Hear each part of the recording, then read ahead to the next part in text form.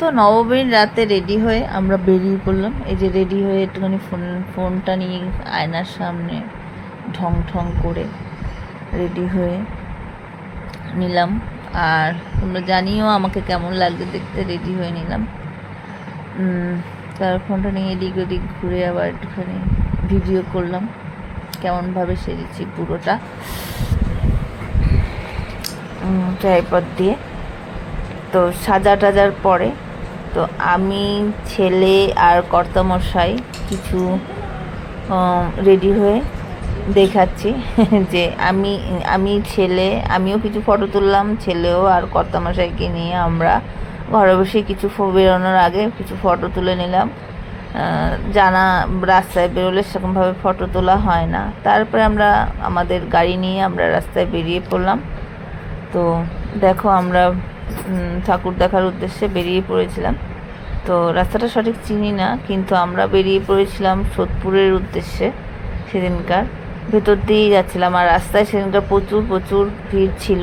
আর আমরা যে রাস্তাটা দিয়ে গিয়েছিলাম সেটা টিটাগড়ের একটা রাস্তা, ভেতর থেকে রাস্তা সেটা পড়েছিল। আর টিটাগড়ে যাওয়ার পথে এই যে একটা মন্দির রয়েছে, দেখতে নামিনি আমরা, যেহেতু আমরা একটু লেটই বেরোই। আর প্রায় টিটাগড়ের কাছাকাছি পৌঁছে গেছি, তখন দেখো কি ভিড় রাস্তায়। এই যে টিটাগড় মার্কেটটা এসে গেছে। এত ভিড় ছিল যে আমরা বেরোতে ওখান থেকে প্রায় 10-15 মিনিট লেগে গেছিলো, তার বেশি ছাড়া কম না। এত ভিড় সেদিনকার রাস্তায়, লোক ভর্তি, জ্যাম, কেনাকাটিতে ব্যস্ত। কী বার ছিল সঠিক মনে নেই আমার এখন। তো এখান থেকে আমাদের বেরোতেই 10-15 মিনিট লেগে গিয়েছিলো, আর রাস্তায় প্রচুর ভিড় ছিল। ওখান থেকে বেরিয়ে রাস্তায় সুন্দরভাবে লাইটিং করেছিল, সেগুলো আমি তুলতে বেরিয়েছি রাস্তায়।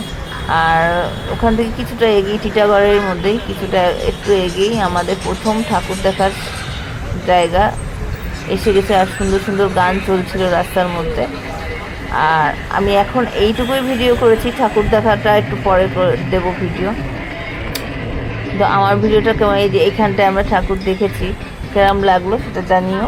আর কমেন্ট করো যে তোমরাও কিরমভাবে কি ঘুরেছিলে বা কোথায় কোথায় ঠাকুর দেখলে। আমাদের জায়গায় যেটুকু সুবিধা সেটুকু আমি দেখেছি আর তোমাদের সাথে শেয়ার করেছি। অসংখ্য ধন্যবাদ আমার ভিডিওটি দেখার জন্য। Please like, comment and share.